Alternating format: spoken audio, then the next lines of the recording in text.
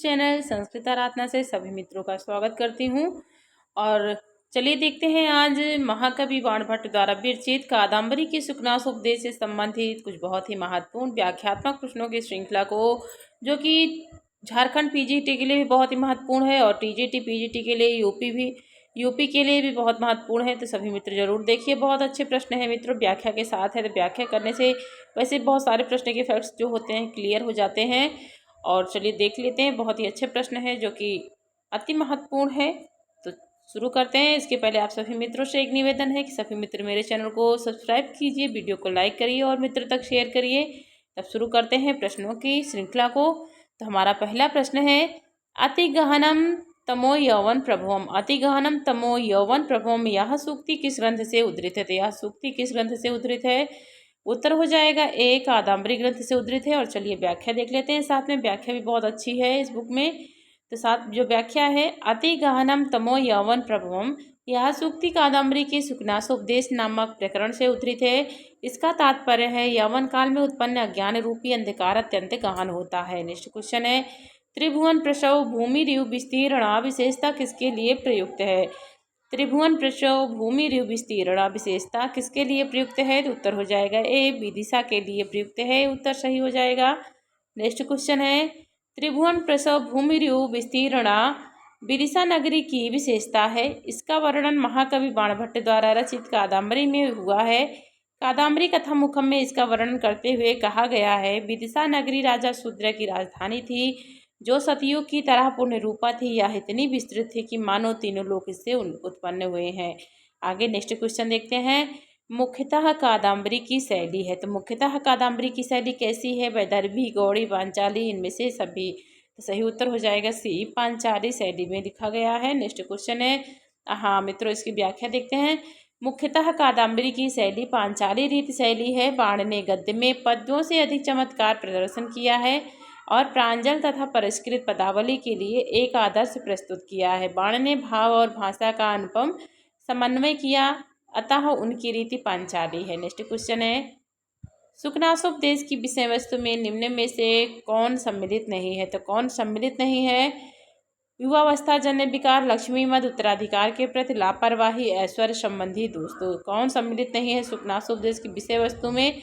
उत्तर हो जाएगा सी, उत्तराधिकार के प्रति लापरवाही सम्मिलित नहीं है, बाकी सब है। और व्याख्या देखते हैं, सुखनासोपदेश की विषय वस्तु में उत्तराधिकार के प्रति लापरवाही सम्मिलित नहीं है। सुखनासोपदेश के द्वितीय गद्य खंड में इसका वर्णन किया गया है। नेक्स्ट क्वेश्चन देखते हैं, पुरुषोत्तम अर्तापि खलजन प्रिया, यह उक्ति किसके लिए है? तो पुरुषोत्तम अर्तापि खलजन प्रिया, यह उक्ति किसके लिए है? उत्तर हो जाएगा डी, लक्ष्मी के लिए हो जाएगा। और व्याख्या देखते हैं, पुरुषोत्तम अर्तापि खलजन प्रिया, यह उक्ति लक्ष्मी के लिए है। इसका आशय सर्वोत्तम व्यक्ति से प्रेम करने वाली है, फिर भी दुष्टों की प्यारी है। यह उक्ति कादम्बरी के सुखनासोपदेश से ली गई है। नेक्स्ट क्वेश्चन देखते हैं मित्रों, कादम्बरी किस विधा की रचना है? तो कादम्बरी किस विधा की रचना है? उत्तर हो जाएगा आपका सी, गद्य काव्य कथा विधा की रचना है। कौन? कादम्बरी है। और व्याख्या है, कादम्बरी बाणभट्ट की गद्य काव्य शैली में लिखी गई है, एक महत्वपूर्ण रचना है। इस गद्य काव्य कथा में काल्पनिक कथा का वर्णन है। इसका आधार ग्रंथ गुणाढ़ की बृहद कथा है। नेक्स्ट क्वेश्चन देखते हैं, चंद्रापीठ की प्रेमिका थी। तो चंद्रापीठ की प्रेमिका कौन थी? तो उत्तर हो जाएगा बी, कादम्बरी थी। और ये देखिए यूपी टीजीटी परीक्षा 2005 में आया हुआ प्रश्न है। देख लेते हैं इसकी व्याख्या को। कादम्बरी बाण की प्रौढ़ और अंतिम कृति है। इसमें एक काल्पनिक कथा वर्णित है। यह गद्य काव्य का कथा भेद है। चंद्रापीठ की प्रेमिका कादम्बरी है। नेक्स्ट क्वेश्चन है, सुकनास किस राजा का प्रधान अमात्य था? तो सुकनास किस राजा का प्रधान अमात्य है? तो उत्तर दशरथ, राम, अजातशत्रु, तारापीठ। तो उत्तर हो जाएगा आपका डी, तारापीठ का अमात्य है। और व्याख्या है, सुकनास तारापीठ का प्रधान अमात्य सुयोग मंत्री है। तारापीठ उज्जैनी का राजा है और उसकी रानी का नाम विलासवती था। नेक्स्ट क्वेश्चन है, कादम्बरी कथा के विषय में निम्न में से कौन सी बात गलत है? तो कादम्बरी कथा के विषय में निम्न में से कौन सी बात गलत है? शुक ने शूद्र को सुनाया, जावली ने शुक को सुनाया, महाश्वेता ने चंद्रापीठ को सुनाया, सुकनास ने चंद्रापीठ को सुनाया। तो उत्तर हो जाएगा डी, सुकनास ने चंद्रापीठ को सुनाया, यह बात गलत है। नेक्स्ट क्वेश्चन देखते हैं, आगे यहाँ पर दिया गया है जो कि व्याख्या है वहाँ के उस प्रश्न की। जाबल ने सुख को सुनाया, सुख ने शूद्रक को सुनाया तथा महाश्वेता ने चंद्रापीठ को सुनाया। कादम्बरी कथा के विषय में तीनों बातें सत्य हैं, लेकिन सुकनास ने चंद्रापीठ को सुनाया यहाँ असत्य है। सुकनास ने चंद्रापीठ को क्या दिया? तो उनको उपदेश दिया, राजनीति के प्रति उपदेश दिया सुकनास ने चंद्रापीठ को। नेक्स्ट क्वेश्चन है, सुकनासोपदेश में किसे अवनियों का घर नहीं कहा गया है? तो किसे अवनियों का घर नहीं कहा गया है? यहाँ होगा 4 ऑप्शन है, गर्भेश्वरत्वम, अभिनयोवनत्वम, अप्रतिमरुत्वम, ऐश्वर्यतिमिराधत्वम। तो इसमें कौन सा आपका सही हो जाएगा? तो उत्तर होगा डी, ऐश्वर्यतिमिराधत्वम। सुकनासों में किसे अवनियों का घर नहीं कहा गया है? तो डी उत्तर सही होगा, ऐश्वर्यतिमिराधत्वम। और इसकी व्याख्या है, सुकनासोपदेश में ऐश्वर्यतिमिराधत्व को अवनियों का घर नहीं कहा गया है, लेकिन गर्भेश्वरत्व, अभिनवनत्व, अप्रतिमरुत्व ये सभी अवनियों के घर कहे गए हैं। आगे नेक्स्ट क्वेश्चन देखते हैं, लक्ष्मी मत कैसा होता है? तो लक्ष्मी मत कैसा होता है, इसमें सही उत्तर आपका हो जाएगा डी, अंतिम अवस्था में भी नष्ट ना होने वाला लक्ष्मी मद होता है। और व्याख्या है, सुकनास द्वारा चंद्रापीठ के लिए यह कथित वाक्य है कि लक्ष्मी मद बहुत भयंकर होता है, यह अंतिम अवस्था वृद्धावस्था में भी नष्ट नहीं होता है। नेक्स्ट क्वेश्चन है, किस प्रकार के राजा का आदेश सिद्धयोगी के समान सफल होता है? तो उत्तर हो जाएगा सी, आरूढ़ प्रताप वाले राजा का आदेश सिद्धयोगी के समान सफल होता है। नेक्स्ट उसकी व्याख्या है, आरूढ़ प्रताप वाले राजा का आदेश सिद्धयोगी के समान सफल होता है, आरूढ़ प्रताप को ही राजा सिद्धादेशो भवति। नेक्स्ट क्वेश्चन है, बिना जल वाला स्नान कौन है? तो बिना जल वाला स्नान कौन सा होगा? उत्तर हो जाएगा डी, गुरु उपदेश रूपी स्नान हो जाएगा। बिना जल का स्नान कौन सा है? तो गुरु उपदेश रूपी होगा। नेक्स्ट क्वेश्चन है, गुरु उपदेशो ही नाम अजलम स्नानम, अर्थात गुरु उपदेश जल विहीन स्थान है। गुरु उपदेशो ही नाम अजलम स्नानम, अर्थात गुरु का उपदेश जल विहीन है। आगे देख लेते हैं इसकी, यहाँ पे दूसरा नेक्स्ट क्वेश्चन है, किस प्रकार का व्यक्ति उपदेश देने का पात्र नहीं होता है? तो किस प्रकार का व्यक्ति उपदेश देने के पात्र नहीं होता है? तो इसमें उत्तर हो जाएगा ए, ज्ञानी हो जाएगा, ये उत्तर सही होगा। नेक्स्ट क्वेश्चन आगे देखते हैं, व्याख्या किस ज्ञानी पुरुष उपदेश देने का पात्र होता है, वह अपने ज्ञान रूपी प्रकाश के द्वारा समाज का अंधकार मिटा देता है, ये व्याख्या होगी। और नेक्स्ट क्वेश्चन अब देख लेते हैं, कादम्बरी में किसके 3 जन्मों का वर्णन है? तो कादम्बरी में किसके 3 जन्मों का वर्णन मिलता है आपको? उत्तर हो जाएगा बी, चंद्रापीठ का वर्णन मिलता है। और व्याख्या देखते हैं, कादम्बरी बाणभट्ट की अंतिम रचना मानी जाती है, यह गद्य शैली में निरूपित है। इसमें चंद्रापीठ और वैशंपायन के 3 जन्मों का वर्णन है। चंद्रापीठ कादम्बरी कथा का नायक है, इसलिए चंद्रापीठ को सही उत्तर मानना अधिक उचित प्रतीत होता है। बाकी कहीं कहीं आपको मिल जाएगा वैशंपायन भी, क्योंकि 3 जन्मों की कथा साथ साथ चलती है चारों लोग की। आगे नेक्स्ट क्वेश्चन है, चंद्रापीठ के पिता का नाम था? तो चंद्रापीठ के पिता का नाम क्या था? तो उत्तर हो जाएगा सी, तारापीठ था। और व्याख्या है, बाणभट्टीकृत कादम्बरी में चंद्रापीठ के पिता का नाम तारापीठ था, उनकी माता का नाम विलासवती था। तारापीठ उज्जैनी के राजा थे। बहुत ही अच्छी कहानी है, 3 जन्मों की कथा है। तो आप सभी मित्र एक बार अगर भूमिका कहें तो हम आपको अपलोड कर दें अपने चैनल पर, कमेंट बॉक्स में जरूर बताइएगा। मेरे पास मूल ग्रंथ भी है, उस मूल ग्रंथ से मैं आपको बहुत अच्छी उसमें जो भी भूमिका दी गई कादम्बरी के 3 जन्मों की कथा का सार पूरा हम बता देंगे। आप सभी मित्र जरूर बताइएगा कमेंट बॉक्स में, तो ज़रूर देंगे आपको एक अच्छा वीडियो उस पर बना देंगे। आगे नेक्स्ट क्वेश्चन देखते हैं, राज प्रकृति कैसी होती है? तो राज प्रकृति कैसी होती है? तो उत्तर होगा ए, बिह्वला ही राज प्रकृति होती है। और इसकी व्याख्या है, कादम्बरी के सुकनासोपदेश में राज प्रकृति को बिह्वला के रूप में वर्णित किया गया है। राज प्रकृति के बारे में कादम्बरी के सुकनासोपदेश में कहा गया है कि राज्य सुख रूपी निद्रा के रात्रि के चले जाने पर भी कभी नहीं टूटती। नेक्स्ट क्वेश्चन है, रुचिर सवर्ण पदार सभावती जगमनोहरति कथन किस कवि की रचना के लिए कहा गया है? तो उत्तर हो जाएगा सी, बाणभट्ट की रचना के लिए कहा गया है। नेक्स्ट क्वेश्चन है, इसकी यहाँ व्याख्या है, रुचिर सवर्ण पदार सभावती जगमनोहरति, यह कथन बाणभट्ट के विषय में कहा गया है। बाणभट्ट महान कवियों में से एक हैं, इनके महत्वपूर्ण ग्रंथ कादम्बरी एवं हर्षचरित है। नेक्स्ट क्वेश्चन है, विलासवती किसकी पत्नी थी? तो विलासवती किसकी पत्नी थी? तो उत्तर हो जाएगा बी, तारापीठ की पत्नी थी। कौन विलासवती थी? और व्याख्या देखते हैं, विलासवती बाणभट्ट कृत कादम्बरी कथा में वर्णित उज्जैनी नरेश तारापीठ की पत्नी थी। बाणभट्ट वर्धन वंश के प्रतापी सम्राट हर्ष के दरबारी कवि थे। आगे नेक्स्ट क्वेश्चन देख लेते हैं। चंद्रापीठ का विवाह किससे होता है? तो उत्तर हो जाएगा सी, कादम्बरी से होता है। और आगे इसकी व्याख्या देखते हैं।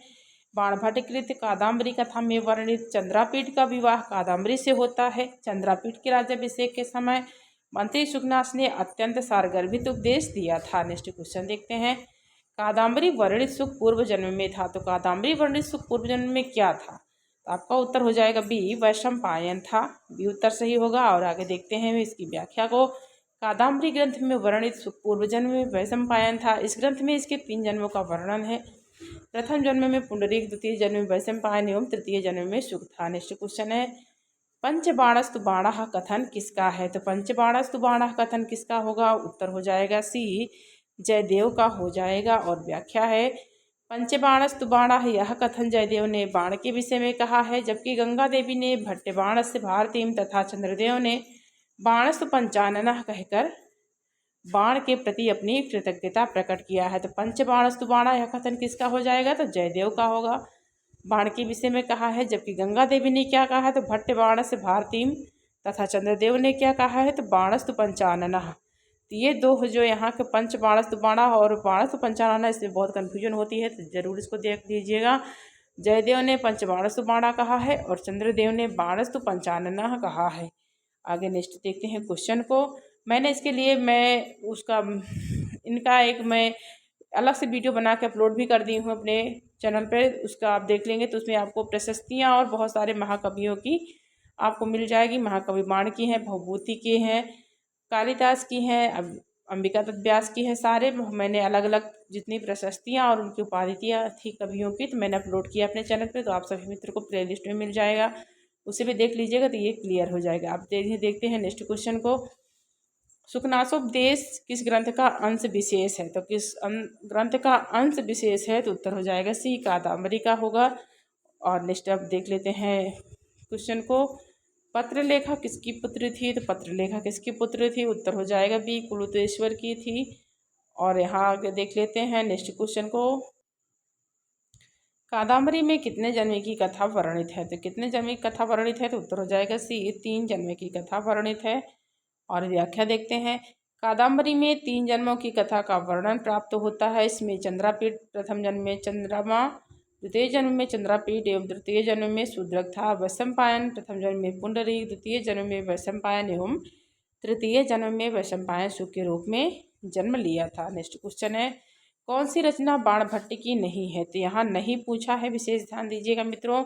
यहाँ हर्षचरितम, कादम्बरी, तिलक मंजरी, मुकुटताड़ी, इसमें उत्तर हो जाएगा सी, तिलक मंजरी जो है बाणभट्ट की रचना नहीं है, बाकी तीनों रचनाएं हैं। और देख लीजिए बाणभट्ट की रचनाएं भी यहाँ दी गई है व्याख्या से, तो व्याख्या में कितने अच्छे अच्छे हैं यहाँ पे, इसको देख लेते हैं। प्रश्नगत तिलक मंजरी बाणभट्ट की रचना नहीं है, यह धनपाल की रचना। तो तिलक मंजरी किसकी रचना है? धनपाल की रचना है। बाणभट्ट की प्रमुख रचनाएं हर्षचरितम एवं कादम्बरी है। इसके अतिरिक्त चंडी शतक, मुकुटताड़िका एवं पार्वती परिणय भी इनके प्रमुख ग्रंथ माने जाते हैं। नेक्स्ट क्वेश्चन देखते हैं। त्रिभुवन प्रसव भूमिरु विस्तीर्णा विशेषण किसके लिए प्रयुक्त है? तो यह विशेषण किसके लिए प्रयुक्त है? उत्तर हो जाएगा सी, विदिशा के लिए है। त्रिभुवन प्रसव भूमिरु विस्तीर्णा विशेषण किसके लिए है? तो विदिशा के लिए है। और व्याख्या देखते हैं। त्रिभुवन प्रसव भूमिरु विस्तीर्णा विशेषण महाकवि बाणभट्ट द्वारा कृत में उल्लिखित विदिशा के लिए प्रयुक्त हुआ है। कवि कहता है, आकाश पाताल एवं पृथ्वी की उत्पत्ति स्थली से प्रतीत होने वाली विदिशा नाम की नगरी राजा शूद्र की राजधानी थी। नेक्स्ट क्वेश्चन देखते हैं। कादम्बरी का प्रमुख नायक कौन है? तो प्रमुख नायक पूछा है, उत्तर हो जाएगा सी, चंद्रापीठ हो जाएंगे। और इसमें देख लेते हैं व्याख्या को।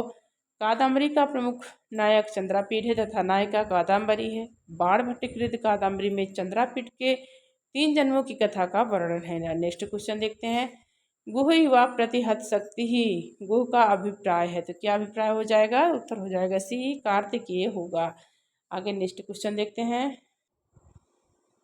गुह युवा युवा प्रतिहत शक्ति, इस वाक्यांश में गुह का अभिप्राय कार्तिकेय से है। यह वाक्यांश महाकवि बाणभट्ट द्वारा कादम्बरी कथा मुखम से उद्धृत है। नेक्स्ट क्वेश्चन देखते हैं। स्फुरद कला कलाव विलास कोमला, यह वाक्यांश किसके लिए वैशिष्ट को प्रकट करता है? तो स्फुरद कला ला विलास कोमला, यह वाक्यांश किसके वैशिष्ट के प्रकट करता है? तो उत्तर हो जाएगा ए, कादम्बरी के करता है। और इसकी व्याख्या देखते हैं, बड़ी व्याख्या है यहाँ पर।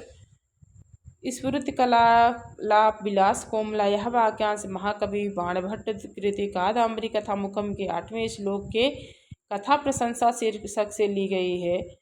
कवि ने अपने काव्य की प्रशंसा करते हुए कहा है, जिस प्रकार स्पष्ट मधुर वचनों एवं हाव भाव के कारण कोमल तथा उत्कट प्रेम के कारण कामसैया के समीप अपने आप आई हुई नवोड़ा वधू अपने पति भूत पुरुष के हृदय में कौतुक को अधिक उद्दीप्त करने वाला राग पैदा करती है, उसी प्रकार स्फुर सुंदर शब्द रचना की मधुरता के कारण कोमल एवं श्रृंगारादि रस द्वारा अपने आप पद गुफन को प्राप्त कथा श्रवण करने वाले व्यक्ति के हृदय में कौतूहल को अभिवृद्धि करने वाली अभिरुचि पैदा कर देती है। आगे नेक्स्ट क्वेश्चन देख लेते हैं। कादम्बरी शब्द प्रसिद्ध है, तो कादम्बरी शब्द किसके लिए प्रसिद्ध है? उत्तर हो जाएगा सी, मदिरा के लिए प्रसिद्ध है। और व्याख्या देख लेते हैं। कादम्बरी शब्द मदिरा के लिए प्रसिद्ध है। कादम्बरी कथा मुखम महाकवि बाणभट्ट द्वारा रचित है। कादम्बरी में मदिरा को सुरा भी कहा गया है। कादम्बरी श्रृंगार युक्त कथा है जो खंडों में विभक्त है। नेक्स्ट क्वेश्चन है, चंडी शतक किसकी रचना है? तो उत्तर हो जाएगा बी, बाणभट्ट की रचना है चंडी शतक। और व्याख्या देखते हैं। चंडी शतक महाकवि बाणभट्ट की रचना है। इसके अतिरिक्त कादम्बरी और हर्षचरित भी इनकी प्रसिद्ध रचनाएं हैं। ये महाराज हर्ष 606 ईस्वी से 647 ईस्वी के दरबार में रहते थे। नेक्स्ट क्वेश्चन देख लेते हैं। चंडी शतक महाकवि बाणभट्ट की रचना है। इसके अतिरिक्त कादम्बरी और हर्षचरित भी इनकी प्रसिद्ध रचनाएं हैं।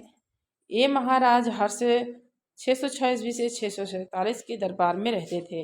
नेक्स्ट क्वेश्चन है, बाणभट्ट का समय स्वीकार किया जाता है। तो बाणभट्ट का समय कहाँ स्वीकार किया जाता है? 2002 ईसा पूर्व लगभग 3003 ईसा पूर्व लगभग 606 ईसा पूर्व लगभग, इनमें से कोई नहीं। आपको उत्तर सही हो जाएगा सी, 606 ईसा पूर्व हो जाएगा। तो बाणभट्ट का समय स्वीकार कहाँ किया जाता है, कितने में? तो उत्तर हो जाएगा सी, 606 ईसा पूर्व लगभग होगा। आगे देखते हैं नेक्स्ट क्वेश्चन को। बाणभट्ट का समय स्वीकार किया जाता है 606 ईस्वी पूर्व लगभग। हर्षवर्धन के समकालीन तथा सभा पंडित थे। हर्ष का राज्याभिषेक सन 606 ईस्वी में हुआ तथा मृत्यु सन 648 ईस्वी में हुई। ताम्र दान पात्रों तथा चीनी यात्री भेषांग ने ये ही तिथियां निश्चित की हैं, अतः बाणभट्ट का काल 7वीं शताब्दी का पूर्वार्ध होना चाहिए। नेक्स्ट क्वेश्चन है, नास्त जीविता अन्य दे मततरम ही जगति सर्वजंतु नाम सूक्ति किस ग्रंथ से उद्धृत है? तो नास्त जीविता दन्य दबी मततरम यह जगति सर्वजंतु नाम सूक्ति किस ग्रंथ की है? तो उत्तर हो जाएगा सी, कादम्बरी की है। आगे नेक्स्ट क्वेश्चन देखते हैं। नास्त जीविता दन्य दबी तरि मी जगति सर्वजंतु नाम प्रस्तुत सूक्ति बाणभट्ट कृत कादम्बरी ग्रंथ से उद्धृत है। नास्त जीविता दन्य दक्षिम मतर मी जगत सर्वजंतु नाम प्रस्तुत सूक्ति महाकवि बाणभट्ट कृत कादम्बरी से ग्रंथित है। तो कौन सा हो जाएगा उत्तर आपका? सी, मदिरा हो जाएगा। सी उत्तर सही है। नेक्स्ट क्वेश्चन है, कादम्बरी शब्द का अर्थ मदिरा है संस्कृत का।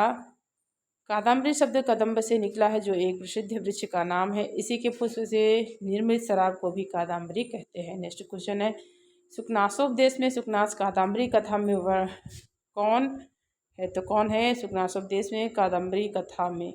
इसमें उत्तर हो जाएगा बी, मंत्री हो जाएगा। बी उत्तर सही। नेक्स्ट क्वेश्चन, इसकी व्याख्या है। सुकनासोपदेश में सुकनास कादम्बरी कथा में मंत्री है। उज्जैनी में तारापीठ नाम का एक राजा था जिसका सुकनास नाम का एक बुद्धिमान मंत्री था। चंद्रापीठ राजा तारापीठ का तथा वैशंपायन मंत्री सुकनास का पुत्र था। नेक्स्ट क्वेश्चन है, सुकनासोपदेश में सुकनास के अतिरिक्त दूसरा पात्र है। तो कौन पात्र होगा? इसमें उत्तर हो जाएगा बी, चंद्रापीठ हो जाएगा। आगे देखते हैं व्याख्या को। सुकनासोपदेश में सुकनास के अतिरिक्त दूसरे पात्र चंद्रापीठ है। राजकुमार चंद्रापीठ के राज्याभिषेक के अवसर पर मंत्री सुकनास राजकुमार चंद्रापीठ को उपदेशित किया था। नेक्स्ट क्वेश्चन है, किसके गुण दोषों का वर्णन सुकनास ने नहीं किया? तो किसके गुण दोषों का वर्णन सुकनास ने नहीं किया है? यहाँ उत्तर हो जाएगा सी, लक्ष्मी के गुण दोषों का वर्णन सुकनास ने किया है। आगे देख लेते हैं इसकी व्याख्या। तो यहाँ शायद व्याख्या नहीं है। देख लीजिए मित्रों, किसके गुण दोषों का वर्णन सुकनास ने किया है? तो यहाँ लक्ष्मी का किया है, ये भी सही हो जाएगा। तो मैंने आपको बहुत अच्छे प्रश्नों की श्रृंखला पूरी की है, व्याख्यात्मक प्रश्नोत्तरी पूरी है, जिसके साथ में प्रश्न के साथ साथ आपको व्याख्या भी पूरी मिल जाएगी। चलिए मित्रों, मेरे चैनल को सब्सक्राइब कीजिए, वीडियो को लाइक करिए मित्रों, पढ़ते रहिए। नमः संस्कृताय।